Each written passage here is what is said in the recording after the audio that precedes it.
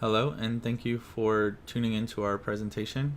My name is Andrew Case, and today I'm going to be presenting some of the latest research from our combined team at the Volatility Foundation, as well as the CCT Center at LSU.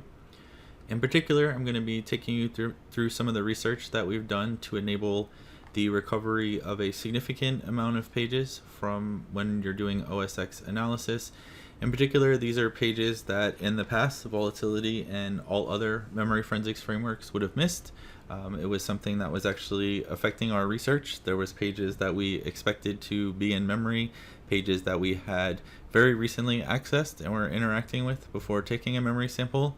But then very consistently, we were seeing where those pages were marked out as not present in memory when we actually went to run Volatility and do our analysis. And so we knew something was off, and so this is our kind of our journey that we took to get to where we're able to recover all of those pages, and also the process that we took to get there. I will say I'm not going to kill anyone with very extremely technical, hardcore details in this. They're all in the paper if you want to see them, but instead the talk's going to be a little bit more accessible, taking you through what it looks like in order to recover these pages.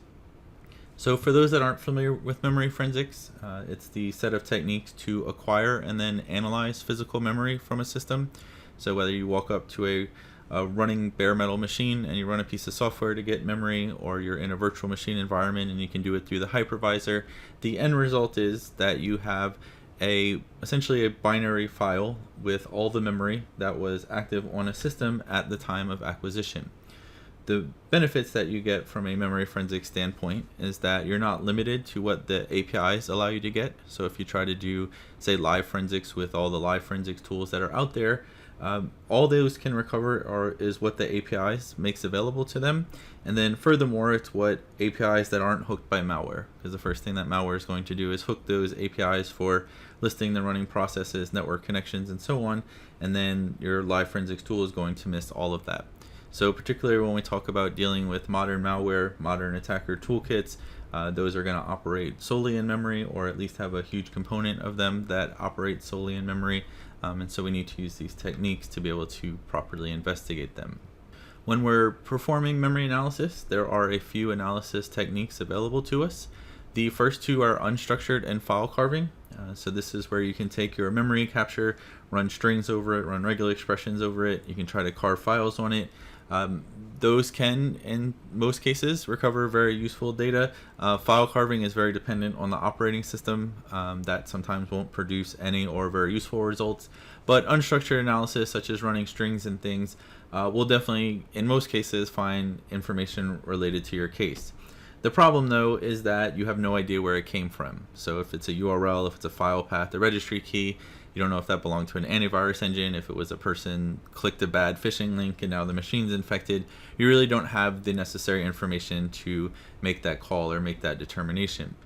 So in order to take the memory capture that you have and get the data that you're probably used to from a memory forensics perspective, this is where we're going to do structured analysis. And so this is where you use a framework like Volatility. Volatility is going to be able to model the data structures that are in that memory sample. So what a process looks like in memory, what a network connection, what a kernel driver, and so on looks like in memory. We can replicate the algorithms that the operating system uses to store those and enumerate those, and then you end up with plugins that you're used to, such as like PS list and handles and so on. When we're doing structured analysis, we know the very specific context of where data is coming from. So we can map data back to the particular process that owns it, the process that created the data, the process that mapped that file, the process that's hosting the shellcode you're looking at. And it's the same thing in the kernel. We can map it back to the kernel itself, or kernel drivers that are in kernel memory as well. And depending on what your investigation calls for, you can deeply examine the system state down to the most particular levels possible, assuming you need to do that to support your particular investigation. But one thing that structured analysis relies on is the ability to bounce between virtual addresses and physical offsets. And so when you get a memory sample from a machine, that is a view of physical memory. Like I said, that is a view of what RAM looked like at a certain point in time. But when you do structured analysis, you're going to find data structures. Those data structures are going to have pointers and references out to other data structures. And to be able to follow those pointers and to be able to interpret that data, you have to be able to take the virtual address in a particular context, so a virtual address in the kernel or the virtual address inside of a particular process's memory, and then translate that out to a physical offset, because that's going to be the offset in your memory capture. So this is something that your memory forensics framework does all the time, and it's a very crucial step, because the better it can do address translation, the more accurate it can do it, the better results you're going to get in your analysis. So we've probably all seen this picture before, or many times. This is the two Intel pictures related to how address translation happens on Intel machines. In this case, you can see it's a 32-bit system, but the idea is to do address translation, you need a virtual address, so wherever that data structure is that you're looking for, or the string that's of interest that you're looking for, and you need a context that it's in. So again, a context is either there's one for the kernel, and then each process operates in its own context. So by knowing either the kernel or what process you want to do translation in, what the virtual address is, you can do what's shown in this diagram here. You can do bit masking on the address, you can index into a bunch of tables, but the end result is you're going to end up with a page table entry. So that's what I have in the red box here in the middle of the slide. The page table entry is one of the most crucial pieces to all of memory forensics analysis. It's normally abbreviated as PTE, if you've seen it spelled that way. But the idea is the page table entry is going to tell us, for the virtual address that we're trying to translate, is the page that's the physical page that's hosting that virtual address, is it in physical memory? And if it's not in physical memory, can we find it otherwise? Is it in a swap file or something like that? In the situation where the page is in physical memory, recovering it's very easy. I have the grid here at the bottom of what the bits look like when it's valid. So the least significant bit, bit 0, is going to be set to 1. That is the valid bit. If that's set to 1, then the page is in physical memory. So then you look at bits 31 to 12, which I also have in the red box. You just do a bit mass, extract those values, multiply it by 4096, which is 4K, which is the size of pages, and that tells you the offset where in your memory capture to find the data. Things get more interesting though when the page table entry says the page isn't valid, because what that means is the hardware state considers it not valid. But if we examine the operating system data structures, we'll see that in many cases we can actually still find the page even though it's not technically considered valid by the hardware state. So there's been a lot of interest in this across the different operating systems over the years. The first place people looked was the swap files on disk, and so obviously if you can get a memory capture, if you can get the swap file right after or very close to your memory acquisition time, so there's not a lot of drift between the two, then pages that are stored in the swap file, you can just seamlessly, during analysis time, read those in based on the PTE state. What's a bit more interesting though, and where a lot of this research effort has focused, is finding pages that are actually stored in memory.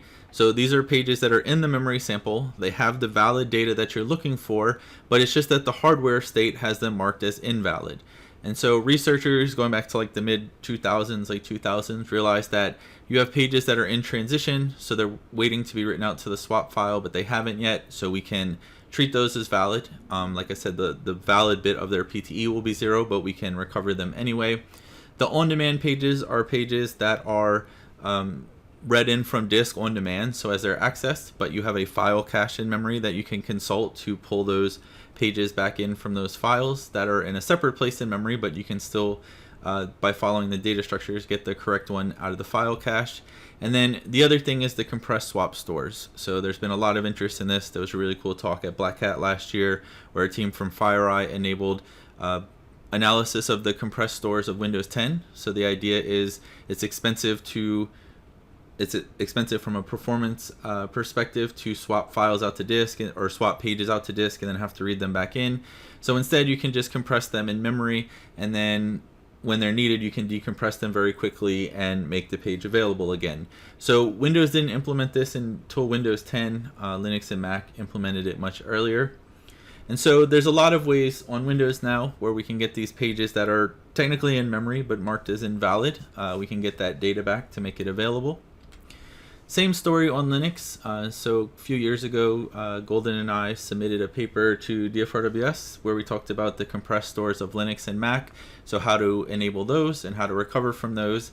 And then in Volatility, we have some work from that Jamie did in order to recover pages that are marked as protection none. This is a trick that userland malware on Linux will use to make their pages seemingly inaccessible, but obviously with the full view that you get from memory forensics, we can go back and recover them anyway. And then on the Mac side, like I said, really the only work that's been done is looking at pages in the compressed store. I think it was like 2014 or 15 or something where Golden and I submitted that paper on the OS X and Linux compressed stores, and no one else since then has, or at least no one else has published work since then on looking at the OS X pages and being able to recover them. And so as I mentioned before, this caused us a lot of pain in some research we were doing. Pages that definitely should have been valid in the memory sample weren't there. Things we accessed literally seconds before taking the memory capture. The machines were not under heavy memory pressure at all, so they should have been there. So we started to realize, okay, there's got to be something going on. Can we recover these pages anyway? They're likely still in memory, but just in a weird state. And so we started looking at the code of the page fault handler. A few months later, now we're here presenting the research because the results actually turned out pretty well. So like I said, to figure out what the operating system does to determine if an invalid page is recoverable or not, like how the operating system is actually going to get that page back, the place that makes sense to look is the page fault handler. So as we were reading through the XNU source code, we found that the page fault handler for the situation we cared about, which is where you have an address faulting in some particular context, that's going to hit the VM fault function. That's going to call right into VM fault internal. And if you look at the first two parameters for those functions, you have a map and a virtual address. A map structure on Mac is the same idea as a VAD on Windows.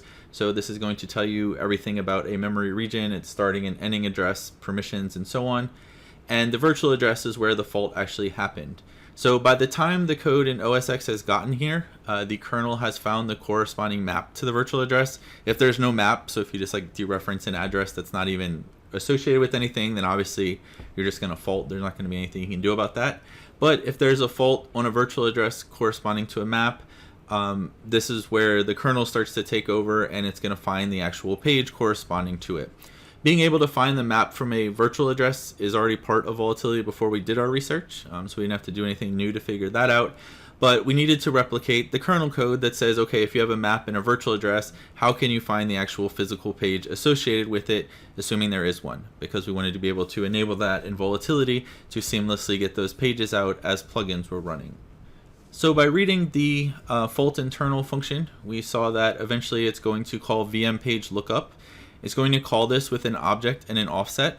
This object here is what corresponds to the map. So every map is going to be backed by something, or it's going to map something. It's going to map a file on disk. It's going to correspond to a region of anonymous memory. But essentially there's going to be something that says here's the actual data related to that map. So that's what's represented by the object data structure. And then the offset is the offset of the virtual address that faulted inside of that object, because obviously you can access like the middle of the page and you want to find the page corresponding to where you were in the middle of the file or the middle of the stack or the middle of the heap. You don't want to just find the page corresponding to the beginning of it, because they're probably not contiguous in physical memory. So you take the map, you take the virtual address, you calculate the object and the offset. If you look at VM page lookup, what it does from there is it computes a hash table index based on the object and the offset, and then it uses that index to index into a global hash table called VM page buckets. So from our reading of the kernel source code, as well as some documentation online, we found out that every page that's represented in physical memory will have a VM page structure representing it, and all of those are tracked and accessible through VM page buckets. If you're familiar with Windows internals, this is very similar to the PFN database, and this is essentially the same thing as the memmap data structure on Linux if you're familiar with Linux kernel internals. So by indexing into this page bucket, you get your bucket pointer back. Reading the code further, you'll see that the bucket contains a page or a list of pages that it tracks. And so within this hash table index, you then have what's usually a very small list of pages being tracked by it. You then walk that list of pages and you look for the particular page data structure, which is being stored in the mem variable in the XNU code here. It looks to see, does that page have the same object and the same offset as the ones we're looking for? And if it does, then obviously we found the page data structure. So replicating this code in Volatility was not very difficult. Most of the time was spent figuring out like what it actually meant and finding this code and understanding it. But then porting, or essentially translating the code we've seen so far into Volatility, was pretty straightforward once we knew what we were looking for. Things got a bit more tricky though, and this is where the bulk of the research time was spent, was figuring out, based on what queue the page was in and then also what state the page was in, whether we could revive it and make it accessible to the plugin that was calling it or the code inside of Volatility that was looking for it. The reason for this is Mac has a large number of queues that pages can be stored on. We just put the names of them in the slide here. We talk about them in greater detail in the paper, and then you can also check out the XNU source code if you want hundreds of lines of code and comments talking about what each queue is and what it does and its purpose. But for the main idea or the main takeaway here is there's a number of queues. The ones in black are ones that our plugin or our address space that we'll talk about in Volatility will consider valid. So if a page is on this queue, it will then examine it further to see if it can recover it. If a page is on any of the free queues, which I have in red, then we do not consider them valid. Based on our reading of the kernel source code, those are not things we'd want to bring back alive for analysis, because they could be in some states that we think the data would have changed by then. And then we have compressed in blue, so the queues, by looking at the VM page data structure, it will tell you if that page is in the compressed store. We didn't want to include compressed pages in our statistics because we felt like that was kind of cheating, because that was previous research that was already done. So those are obviously accessible, would be part of like a real Volatility implementation or memory forensics framework implementation. But for the stats that you see later in the presentation, we don't consider the compressed pages in there, because like I said, there was already research that covered that. So if a page is in an acceptable queue, one that we're comfortable pulling the pages back from, we then have to check the page's state. This is also something tracked by the VM page data structure. You can kind of see if you're reading the bullets at the end, there's a ton of states that a page can be in that are fine and that you can then recover the contents. But if it's in the unusual, error, absent, or fictitious state, based on our reading of the source code, those are not ones that we wanted to trust. And like I said, you can kind of tell by the name that they're not really something you'd want your forensics framework pulling back in anyway. But that was definitely confirmed through reading of the kernel source code. So at this point, we understood how the OS X kernel could take a virtual address that faulted, find its map, find its bucket, find its corresponding page, verify that the page is on the proper queue and in the right state, and so on. So we understood how to do that. We saw how the kernel did it. And so we then wrote a couple of Volatility features to interact with those data structures. The first one was a plugin that simply tested the availability and the distribution of the pages in the queues. You'll see that in a couple slides. We then wrote an address space so that all future OS X plugins inside of Volatility will be using the queue. You don't have to update the plugins don't have to do anything special. Because we encapsulated this in address space, it just happens in the background. So when a plugin asks for a particular address to be accessed, whether it's to like map a data structure there or get the member of a data structure or follow a pointer or whatever the operation is, in the background, Volatility will try the hardware way. It'll look at the PTE, try to figure out if it's valid, it'll pull the virtual address. But if it's not valid and it's an OS X memory sample, Volatility now has the ability to use our queue-aware code to find the pages anyway. So to test all of this and make sure that our plugin and our address space and our plugin worked across many versions and also on real memory samples, we built out an analysis testbed of 10 memory samples. The first 8 were from virtual machines. These virtual machines were essentially, when we took the memory sample, they were running for a very short amount of time. They were booted, we logged in, took a memory sample, that was about it. The reason that we use these, if you look, they cover every major version of OS X that Volatility does. So going all the way back to Mavericks, which is years and years old, up through Catalina. And then if you look at rows 9 and 10, the last two in the table, number 9, the Catalina one with 16 gigs of RAM, that was from my laptop. So this is my daily laptop that I do development and research and everything on, so very heavily used. And then the last one with 64 gigs of RAM was one of Golden's desktops that he uses basically on a daily basis as well. The other difference, like I said, is with the VMs, we really just wanted to test version diversity with them. So we took the snapshot of memory write, or essentially right as we logged in.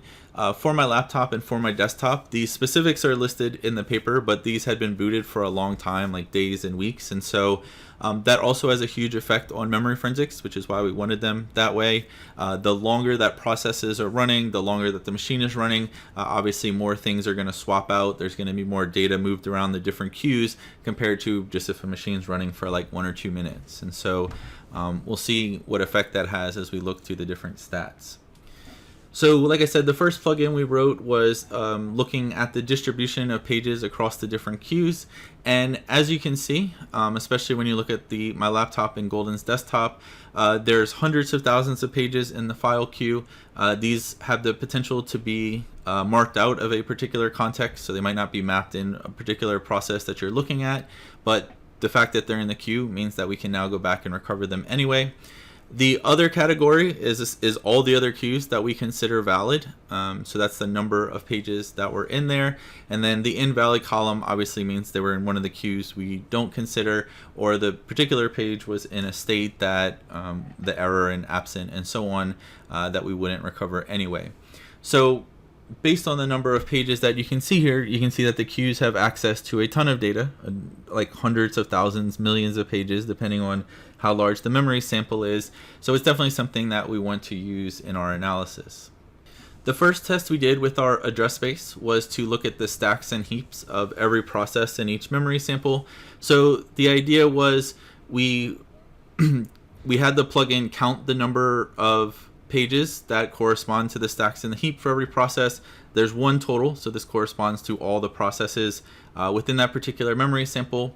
The third column, valid without AS, is how many of those pages were valid without our address space present, so without the queue aware code. And then the last one is with the queue analysis enabled with our address space on. So even on the smaller samples that had barely booted, you can see, so rows 1 through 8, you can see that there's still thousands and thousands of pages on most of those that are now recoverable through our address space. And then when you look at the real systems, my laptop and Golden's desktop, my laptop went from 49,000 and change pages available up to 479,000, and then Golden's went from 17,000 to 383,000. And so that's hundreds of thousands of pages that, depending on what plugin you were using, what exactly you were doing with volatility, would have previously been inaccessible. Now they're accessible. The stacks and the heaps in userland are usually the first pages to get swapped out. They're not critical to the operating system, but they are very critical to memory forensics. If you use a browser, this is where the contents of what you look at is going to go, the URLs you visit, the picture, or like the JavaScript that was downloaded, and basically every application that you use is going to store crucial information in these places. And so the more data we can get back from them, obviously the better analysis we'll be able to do. The next test we wanted to do is to see how many process executables we could recover that were missing otherwise.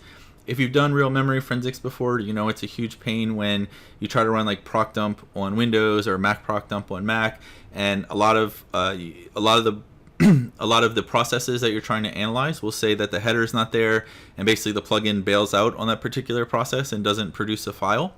The reason for that is in order for a proc dump plugin to work, it needs the header of the executable, because it uses the header of the executable to then read the metadata out of the header, know where the sections are, know their sizes, know the offset they have to go, so that the executable can be properly reconstructed. If the header is missing, so if the first page of where an executable is mapped is missing, the plugin can't do anything because all the metadata that it needs isn't there, so it's just going to bail out. So the more of these headers that we can recover, that's more process dumps and more executable dumps that Volatility can perform. And by having the metadata, we can do that in a very accurate way. So if you look at the table here, the active processes column is how many processes were active at the time of the memory capture. The without AS column is how many were recovered without the queue-aware address space enabled, and then the last column is how many were recovered by the address space itself. So if you look at row 1 here, this is the old Maverick sample. There was 46 active processes. Without the address space, volatility recovered 45, and then with the address space, volatility was able to recover that last one, so all the processes were recovered. If you look at the last 2 rows, my laptop and Golden's desktop, you can see that for my laptop, there was 466 processes. Without the address space, only 12 of them had the header of the file present. You have to realize too, and again it's discussed in the paper, the longer a process is running, the more likely its header will be swapped out. Once an executable is loaded, the header's never referenced again. The loader has all the information it needs, it's mapped in all the sections and so on, so that header's essentially has no purpose in memory at that point. It's not going to be accessed, so in most cases you would expect it to get swapped out pretty soon after. So like I said, on my laptop, out of the 466 processes, without the Q-aware code, only 12 of them had the header still in memory, but then the address space was able to pick up an additional 238. And then for Golden's, it was even worse. Only 4 of them had the header in based on just the PTE data, but then with the Q-aware code, we were able to recover information on an extra 259. The other test we wanted to do was out of the executables, so the without AS column here, out of those executables that volatility could recover without our address space, we wanted to see how much data was actually being recovered there. Because it's one thing for the header to be in memory, but then the volatility code is going to look at all the pages corresponding to that executable and actually try to recover them. If that page isn't there, volatility is just going to have to zero fill it so that the alignment's maintained, but the useful information is not there. Whatever code is there is missing, or if it's data, it's missing, and instead you have zeros. So being able to recover more information out of the executables is obviously going to give much better results. And as you can see from the table here, our address space was actually pretty good at doing that. It was able to recover a lot of the information that otherwise would have been missed. And so the last thing we wanted to do was time how long this took, look at how long plugins took to run without our address space active versus how long they took to run with our address space active.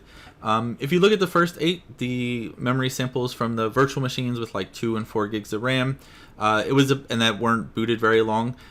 It's pretty close. In most cases, it's like a few seconds more. With number 8, it's about twice as long, but it's still only a minute.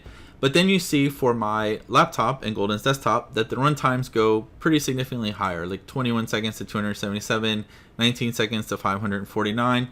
But if you look at the data recovered, you can see why it takes so long and why it's worth it for the code to run. The other thing is we didn't really optimize the code for performance. We were mostly just trying to see what results we could get. But we were actually surprised how much data we got with really such a minimal performance hit. So if you look at my laptop, it had 16 gigs of RAM. By enabling our address space, we recovered 238 extra processes. So those are processes that would have had 0 data if our address space wasn't active. And as far as the useful data, or like pages, actual page data that was recovered, volatility went from 46 megabytes of recovered data without our address space to 234 megabytes with our address space. And then if you look at Golden's desktop, remember there was 259 extra processes recovered, and the data, the valid data that was recovered, went from 444 kilobytes up to 190 megabytes of RAM. So sure, volatility ran faster without our address space, but you were getting very little useful data versus you're getting a significant amount of data still under 10 minutes for a memory sample, which is actually not that much time in the context of an investigation that probably takes days or weeks anyway. So even in our mostly unoptimized state, the performance was very acceptable to us, and then we got a ton of extra data out that otherwise would have been completely missing, so we were very happy with the results. This is obviously the online version of the presentation. If you want all the gory technical details of more pictures of code, more explanation of our address space and so on, it's all in the paper. I just didn't want to kill everyone with that in the presentation here. But we are very accessible. You can find us on Twitter. I listed mine and Golden's email address. Also listed our website. If you have any questions after the presentation, after reading the paper, then definitely reach out so we can help you get that understanding. Thank you for your time, and hopefully you enjoyed it.